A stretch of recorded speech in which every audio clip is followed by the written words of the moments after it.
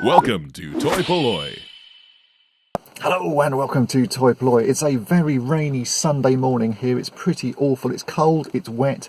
It's January the 29th of 2017. It's a pretty grim day, but it is a toy fair day, so there's lots of things I want to get and there's lots of things I want to go and see. So let's go and check out the Bath and West Toy Fair and we'll see what we can find today.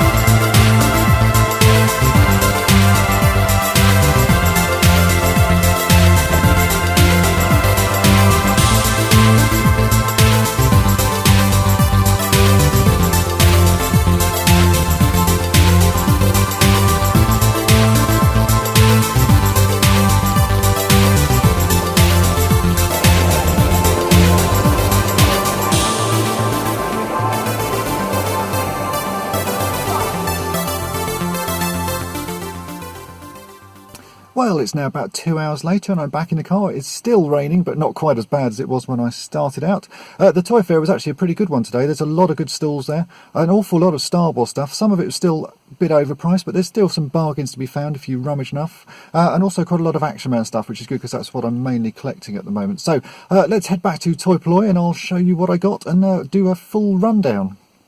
So here we are, this is what I picked up. This is the small items that I picked up. I have one very large item which won't fit on my desk, so I'll have to show you that at the end.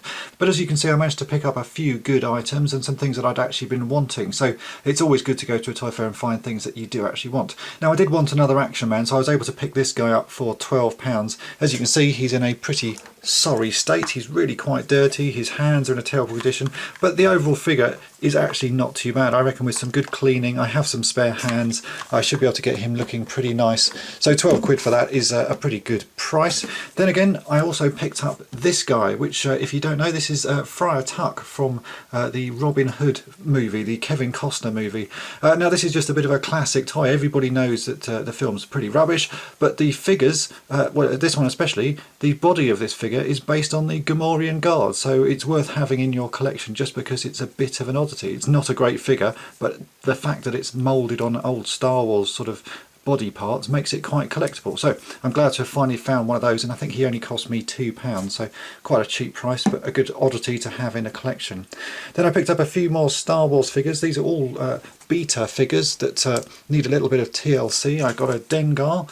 Again, the figure's actually not too bad. He's just got a bit of paint on him, so I reckon that will clean up quite nicely and you'll end up with quite a good figure. He cost me all of £2. I found a fixed limb C-3PO, the ones that don't unplug, but as you can see, someone's painted him with some, it looks like red sort of paint pen paint, so I'm hoping that I can clean that up. I think I'll probably do a separate video on him because it'd be interesting to see if I can actually get rid of that paint. He was £2, possibly a bit overpriced, but I reckon he can be saved, so for £2 he's really worth it to me.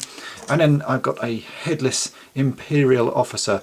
I don't know why I bothered picking this up. I don't actually have a head for him, but it's the sort of thing that I might find at some point, and the body's in pretty good condition, so worth sort of adding to my spare limbs and body parts pile, because you never know what you find at some point, and I might find a head.